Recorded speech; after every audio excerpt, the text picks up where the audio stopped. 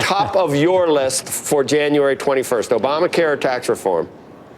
Well, both are important, and I think both relate to the economy and how we get the economy moving and increase economic growth and also bring back higher wages, and so I think they're related. Also, part of tax reform, Joe, I think ultimately is likely to be something that involves the tax code. In other words, a tax credit, probably a refundable tax credit to give people the ability to go out and buy their own health care with their own money, make their own choices, bring back more market forces into health care to get the costs down. So I think they're related. Both have to be done. And regulations is the third one, which is also related. You know, we've got to cut back on the overregulation, and we're going to be doing that over the next month with these Congressional Review Act procedures, so we can do with only 51 votes in the Senate. So it's going to be a busy first couple months. Senator Portman, it's Michelle here.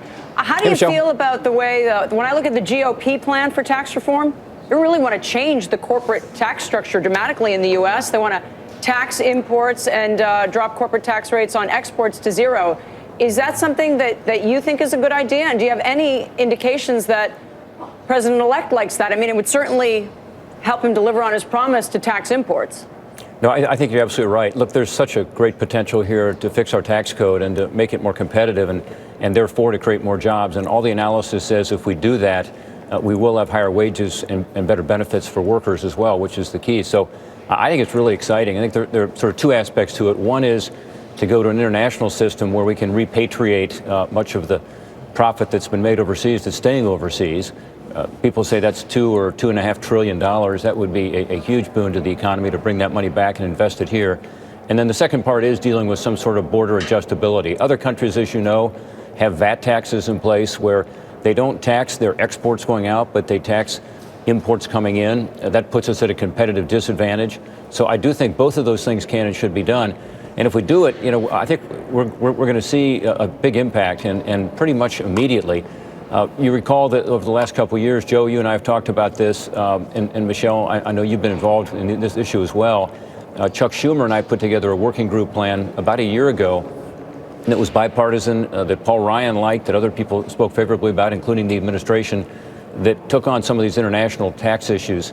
So I think this can actually be bipartisan, as opposed to maybe some of the Obamacare discussion we started off with, and something that'll really help to get the economy moving. But, Senator, let's see, just in the last couple of days, we had the minority leader, Senator Schumer, saying there's not a nominee in the country, Supreme Court nominee, that's going to pass muster with him or the Democrats. So they're just saying that they're so mad about Merrick Garland that there's going to be absolutely nothing. You've seen the Harry Reid Senate and the slow, steady decline of I don't know what you'd call it, decorum or camaraderie. You think it's salvageable in the future with Donald Trump as president?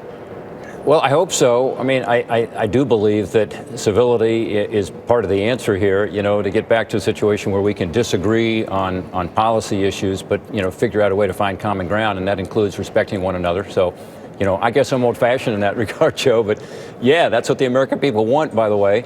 I just won an election in Ohio where I talked about that all the time and talked about the 45 bills that I'd gotten passed and that I work across the aisle to get stuff done. I'm a conservative who believes in results, and I think that's what people want.